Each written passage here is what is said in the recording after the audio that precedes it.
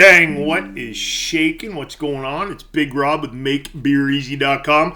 First of all, you digging my shirt? You don't scare me. I have 2 daughters. True words are never spoken. For those who don't know me, you can check out, I don't know where you are. You're on YouTube. You might be on my blog. Look around. We do lots of videos on brewing and beer knowledge and provide recipes. You can head over to my blog, MakeBeerEasy.com. I give away recipes on a daily basis, a regular basis, I should say. You can sign up and get those there. And of course, like, subscribe, all that crap on this channel. Today we're going to talk about how to brew an extremely high beer. Now on that note, I'm going to have a pint. Of course, only proper, okay? First of all, check this out. I just got back from a crazy road trip. Twisted Elk Brewery in Lake City, Pennsylvania. Shout out to them. Had a great evening there. Some really good tasting beers. This is not one of theirs. This is a Picaroons Winter Warmer, local brewery around where I live in New Brunswick. And it's not an extremely high ABV beer that we're going to talk about, but it's about as high as I'd personally like to go. 7.5, it's a Winter Warmer, okay? So it got me thinking about these extremely high ABVs, and my son and I were chatting about it, and I happened to just come across I don't even know how long the Sam Adams one's been out, the Utopias. Okay, go ahead and correct me. I love when you guys correct my pronunciation, but Utopias or Utopias or something like that. Haven't tried it yet. Can't get it where I live, and apparently it's illegal in 15 states. But it got me thinking, how do these guys brew these extremely high ABV beers? And I'm talking these guys, people that brew beers in the 20 to 30%, which I believe the Sam Adams one is in the 30%. So I started doing my research. First of all, I'm going to tell you, I'm not going to brew this beer. I have no desire to brew this beer. Not my style of beer. To me, it's not even beer. I was going to have the video. If I wanted strong alcohol, I'd get some of my moonshine that I picked up down in Gatlinburg, and I'd have myself a few shots of that bad boy. How is it even possible to brew a 30% ABV beer? I was always of the mind that anybody brewing that high was distilling in some shape, manner, or what have you. Most likely freeze distilling, and the boys that are brewing like 70, 60, 70, 80% beers, 100% they're distilling somehow. My research surprised me in that apparently these big beers, like the 20 to 30% ones that we're talking about, do not distill at all. There's no freeze distilling. Freeze distilling, if you don't know very quickly, is, let's say I made a batch of beer, didn't carbonate it, threw it in the freezer, let all the water within it freeze. What's left over is all the alcohol, so it's a higher concentration alcohol. So that's a high elevated overview of freeze distilling. Again, I don't distill, so don't come flying at me if you're a big master moonshine distiller. That's my high elevated overview of how that bad boy works. So how do they do it this way? First of all, it's not traditional brewing. This is not Make Beer Easy. You will not see me make this beer. It takes forever. There's a lot involved with it.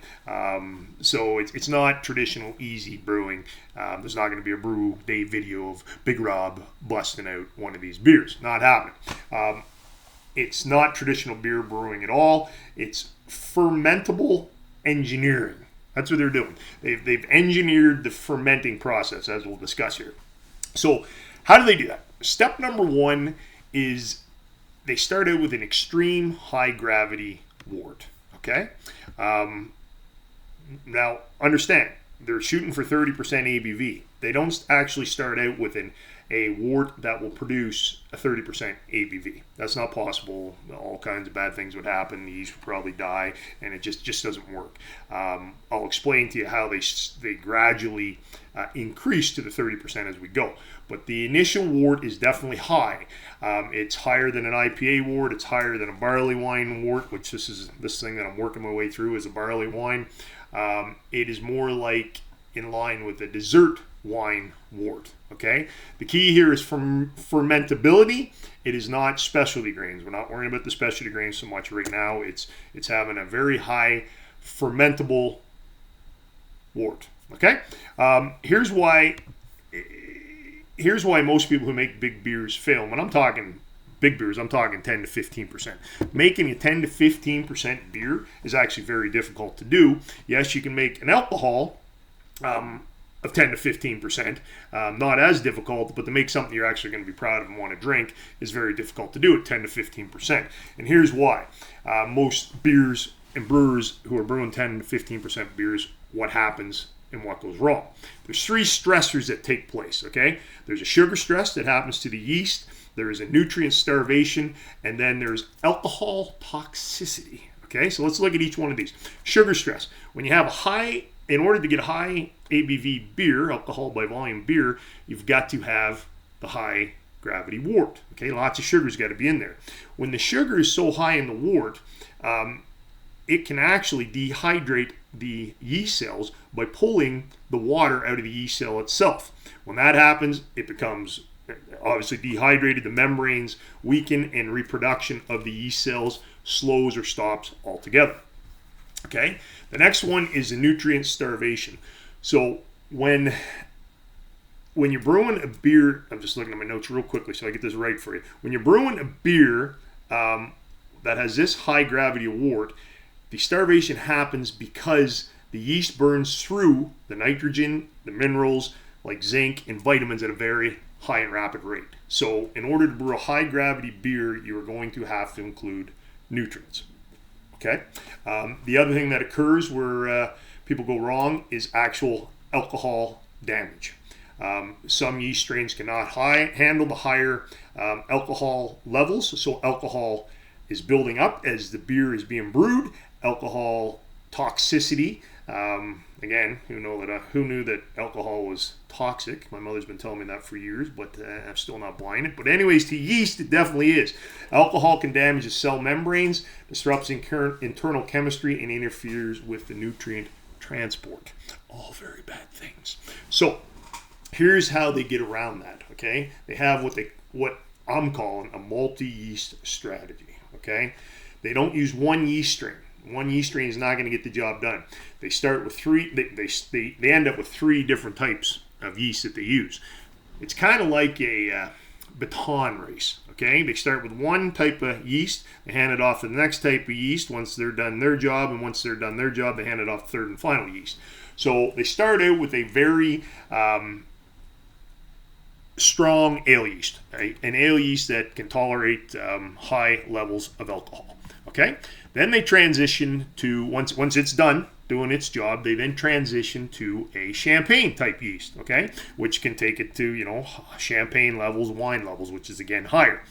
Then they move to their proprietary, again, come at me for my pronunciations here, you OCD zombies, proprietary yeast, which some call ninja yeast. I'm calling it yeast on steroids. Okay, so I'm a Canadian and I'm 51, so y'all won't remember it, but back in the days, in one of the Olympics years ago, old Ben Johnson, he was a sprinter for Canada, won the gold, got it stripped away because he was just juiced up out of his freaking mind. Okay, huge and crazy, could run just ridiculously, but he lost it all because on steroids. That's a different story.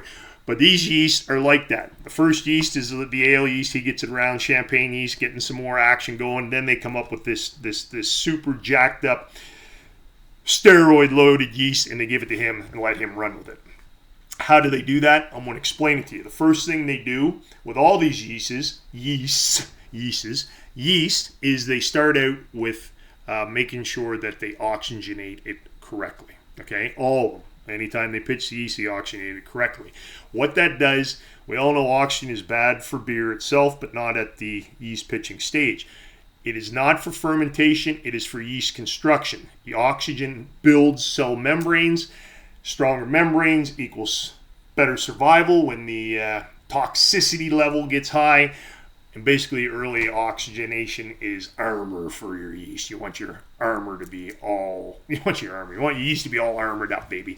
All right, so here's how we build this ninja steroid jacked up yeast concoction. It's not invented. It's not done in a lab, anything like that. It is actually trained. So what they do is they will start out with a high gravity wort. Not as high as probably what they do with the beer that they're brewing here, but they start with a high gravity wort.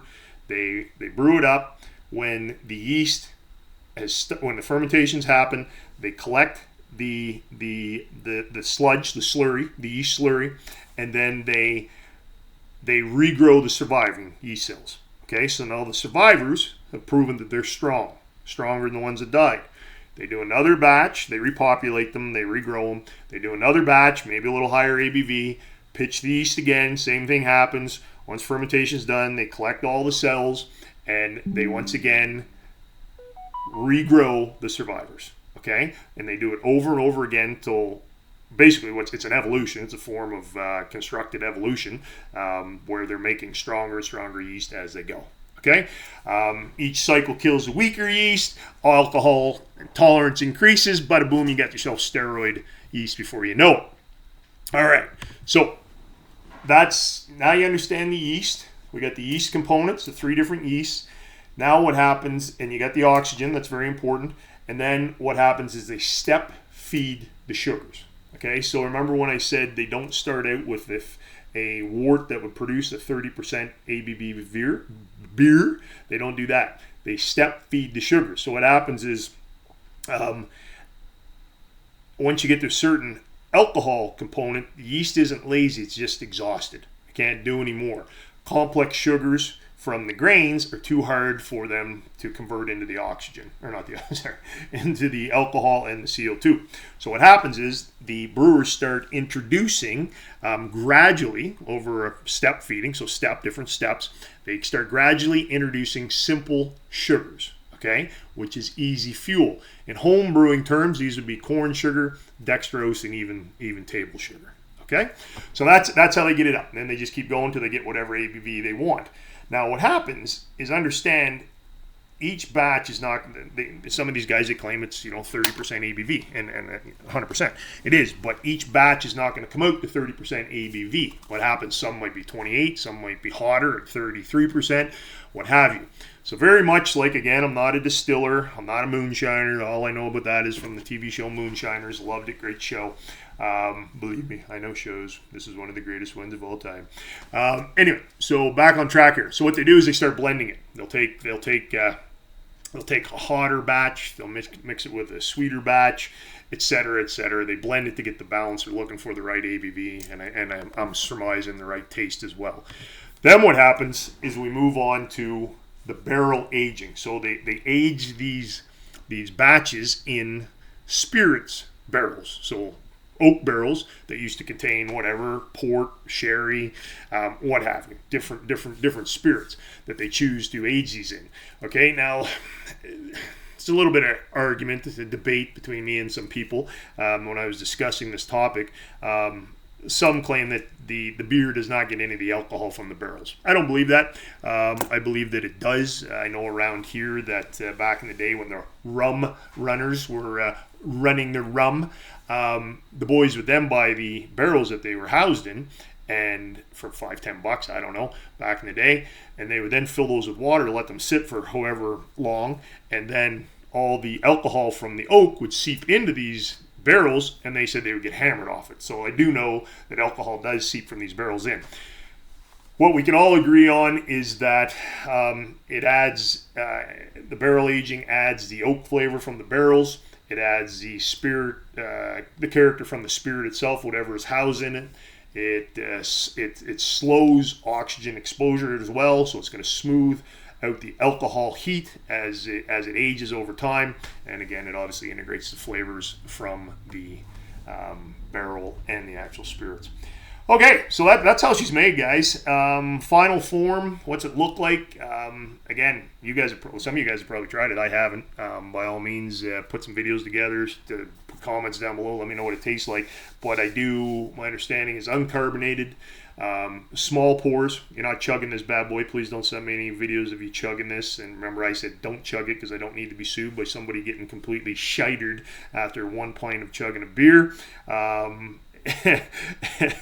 It'd be funny to see some deals, but don't do it. Sip it slowly, for the love of God. And again, some states it is illegal, so I guess watch that, all that good stuff. That's what I got for you guys. I'm going to work my way through the 7.9. That's about as much as, this is barley wine, that's about as high as I go, unless it's an IPA of some sort. But that's what I got, guys. Again, comment down below if you've tried it. Let me know what you think about it.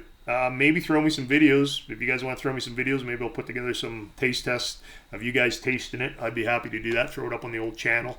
Give credit where credit is due. And when I hit the States sometime again here real soon, I'm going to try to pick one up. Maybe I'll do a taste test video. Like, subscribe, and again, head over to my blog, makebeereasy.com. You can sign up for my newsletter where I give out recipes of my own on a very regular basis. Just looking for the stop recording button. It is New Year's Eve 2025. Wish you guys a very happy New Year's and a real prosperous 2026. Cheers, Big Rob. He gone.